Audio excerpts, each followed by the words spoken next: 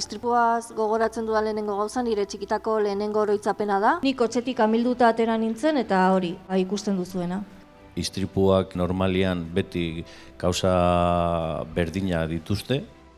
Badakizue zeintzuk diren trafiko istripu gehienen atzan dauden kausak edota zergatiak? Distrakzioak batez ere, alkohola eta drogak, abiadura. Lau gazte, kamioi baten azpiki paseuziela.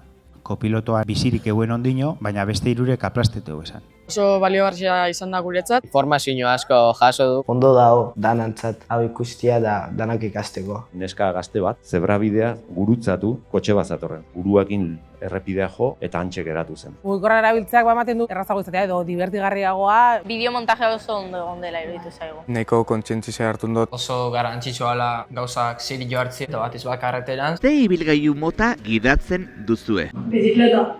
Patinete elektrikoa. Patinete elektrikoa. Bizikleta. Bizikleta. Autoa.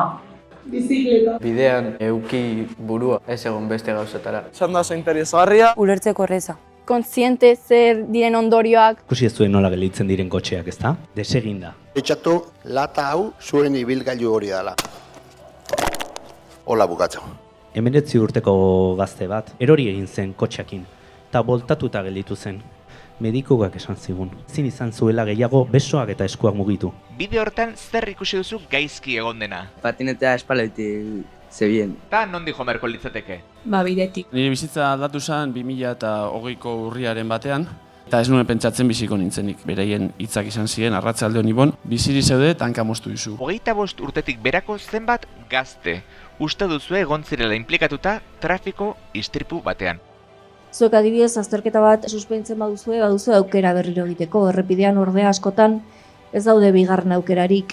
Batzutan broma moduen hartu naldugula kotxiek hartzie egoera txarretan, bai azkenien kalte asko ekarri aldozkule gure burueri.